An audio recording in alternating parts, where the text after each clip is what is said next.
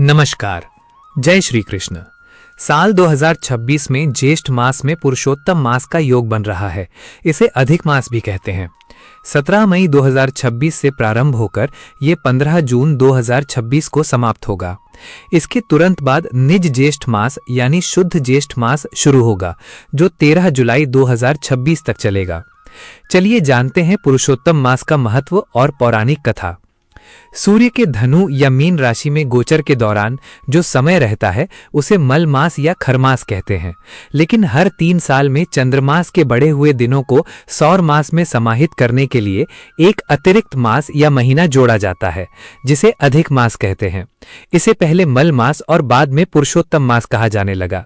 इस मास में किए गए दान, पुण्य, स्नान आदि सभी धार्मिक आयोजन पुण्य फलदायी होने के साथ ही ये आपको दूसरे मासों की अपेक्षा करोड़ गुना अधिक फल देने वाले माने गए हैं। पुरुषोत्तम मास में सभी नियम अपने सामर्थ्य अनुसार करना चाहिए। जितना हो सके उतना संयम यानी ब्रह्मचर्य का पालन, फलों का भक्षण, शुद्धता, पवित्रता, ईश्वर आराधना, एकासना, देव दर्शन, तीर्थ यात्रा आदि अवश्य करना चाहिए। इस माह में अधिक मास के 33 देवताओं की पूजा का महत्व है। विष्णु, जिष्णु, महाविष्णु, हरि, कृष्ण, भदोक्षज, केशव, माधव, राम, अच्युत, पुरुषोत्तम, गोविंद, वामन, श्रीश, श्रीकांत, नारायण, मधुरिपु, अनिरुद्ध, त्रिविक्रम, वासुदेव, यगन्त्योनि, अनंत, विश्वाक्षी भूणम, शेषशायन, संकर्षण, प्रद्युम्न, दैत्यारी, विश्वतोमुख, जनार्दन, धरावास, दामोदर और श्रीपति जी की पूजा से बड़ा लाभ होता है। धर्म ग्रंथों के अनुसार श्री नृसिंह भगवान ने इस मास को अपना नाम देकर कहा है कि अब मैं इस मास का स्वामी हो गया हूं और इसके नाम से सारा जगत पवित्र होगा। इस महीने में जो भी मुझे प्रसन्न करेगा वो कभी गरीब नहीं होगा और उसकी हर मनोकामना पूरी होगी। इसलिए इस मास के दौरान जप, तप, दान से अनंत पुण्यों की प्राप्ति होती है। कहते हैं कि दैत्यराज हिरण्यकश्यप ने अमर होने के लिए तप किया। ब्रह्मा जी प्रकट होकर वरदान मांगने का कहते हैं तो वो कहता है कि आपके बनाए किसी भी प्राणी से मेरी मृत्यु न हो, न मनुष्य से, न पशु से, न दैत्य से, न देवताओं से, न भीतर मरूं न बाहर मरूं, न दिन में न रात में, न आपके बनाए 12 मास में, न अस्त्र से मरूं न शस्त्र से, न पृथ्वी पर न आकाश में, युद्ध में कोई भी मेरा सामना न कर सके। आपके बनाए हुए समस्त प्राणियों का मैं एक छत्र सम्राट हूं। तब ब्रह्मा जी ने कहा तथास्तु।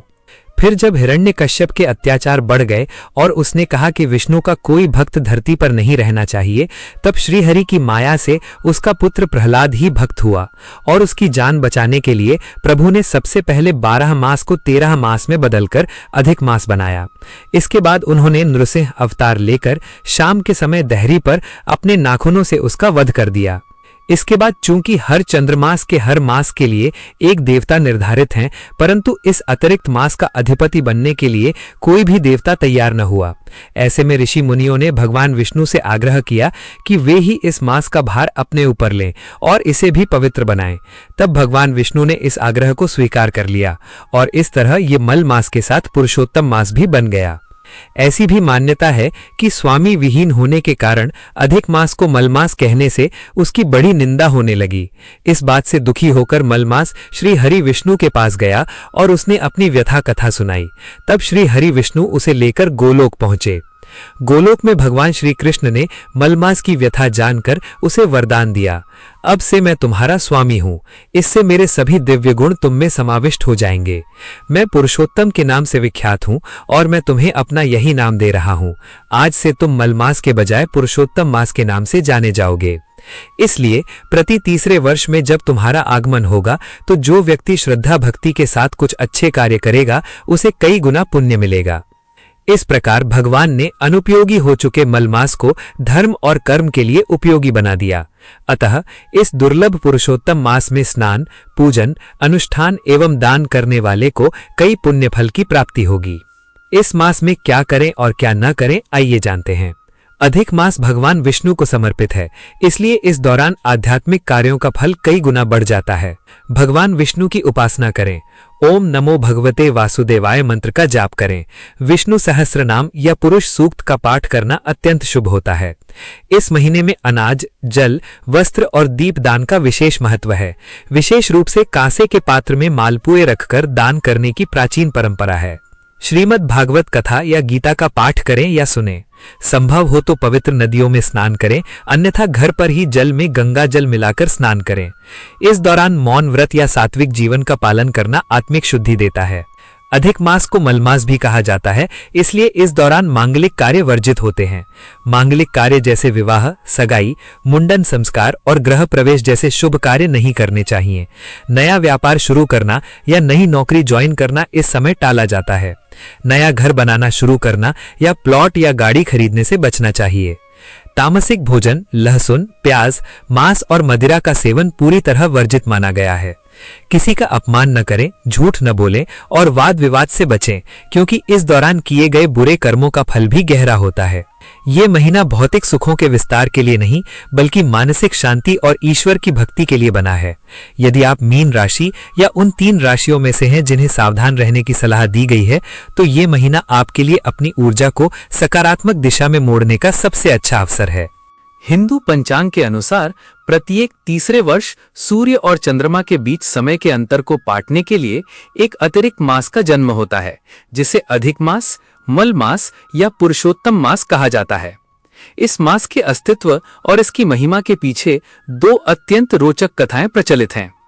नंबर 1, हिरण्यकश्यप का वरदान और 13वां महीना। दैत्यराज हिरण्यकश्यप ने अमर होने की इच्छा से ब्रह्मा जी की घोर तपस्या की। ब्रह्मा जी के प्रकट होने पर उसने एक ऐसा वरदान मांगा जो उसे लगभग अमर बना दे। उसने कहा, हे विधाता, आपकी बनाई किसी भी सृष्टि से मेरी मृत्यु न हो, न मनुष्य से, न पशु से, न देव से और न दैत्य से। मेरी मृत्यु न घर के भीतर हो, न बाहर, न दिन में हो, न रात में। मैं न अस्त्र से मरूं, न शस्त्र से, न पृथ्वी पर, न आकाश में। और सबसे महत्वपूर्ण, वर्ष के आपके बनाए उन 12 महीनों में मेरी मृत्यु न हो। ब्रह्मा जी ने तथास्तु कह दिया। वरदान पाकर हिरण्यकश्यप निरंकुश हो गया और भक्तों पर अत्याचार करने लगा। जब पाप का घड़ा भर गया, तब भगवान विष्णु ने अपनी काट निकाली। भगवान ने अपनी माया से 12 महीनों के बीच एक अतिरिक्त मास मतलब अधिक मास का निर्माण किया, ताकि हिरण्यकश्यप का वरदान भी बना रहे और उसका अंत भी हो सके। भगवान ने खंबे से आधा नर और आधा सिंह के रूप में अवतार लिया, अर्थात नरसिंह के रूप में अवतार लिया। गोधूली बेला में न दिन हो न रात, दहरी पर बैठकर न भीतर न बाहर, अपनी जंघा पर रखकर न भूमि न आकाश, अपने नाखूनों से न अस्त्र न शस्त्र उस दैत्य का वध कर दिया। नंबर 2, मलमास की व्यथा और श्री कृष्ण का वरदान। दूसरी कथा के अनुसार जब इस अतिरिक्त मास का निर्माण हुआ तो इसे मल मास कहा गया। चूंकि ये चंद्र वर्ष और सौर वर्ष के बीच का मल अर्थात अशुद्ध हिस्सा माना जाता था, इसलिए कोई भी देवता इसका स्वामी बनने को तैयार नहीं हुआ। स्वामी विहीन होने के कारण मल मास की सर्वत्र निंदा होने लगी। दुखी होकर मल मास भगवान विष्णु के पास गया और अपनी व्यथा सुनाई। दयानिधान विष्णु उसे लेकर गोलोक गए। गोलोक में भगवान श्री कृष्ण ने मल मास की पीड़ा समझी। उन्होंने घोषणा की कि आज से मैं तुम्हारा स्वामी हूं, मेरे सभी दिव्य गुण तुम में समाहित होंगे। संसार में मैं पुरुषोत्तम के नाम से विख्यात हूं, इसलिए आज से तुम भी पुरुषोत्तम मास के नाम से जाने जाओगे। भगवान ने वरदान दिया कि जो भी इस माह में श्रद्धापूर्वक स्नान, दान, पूजन और अनुष्ठान करेगा, उसे सामान्य समय से कई गुना अधिक पुण्य फल प्राप्त होगा। भगवान श्री कृष्ण की कृपा से एक उपेक्षित और मल माना जाने वाला महीना वर्ष का सबसे पवित्र महीना बन गया। बोलो कृष्ण भगवान की जय, बोलो पुरुषोत्तम श्री हरि विष्णु भगवान की जय। तो भक्तों, उम्मीद है जानकारी आपको बेहद अच्छी लगी होगी। वीडियो लाइक और शेयर करना बिल्कुल भी ना भूलें। राधे राधे, हरे कृष्ण।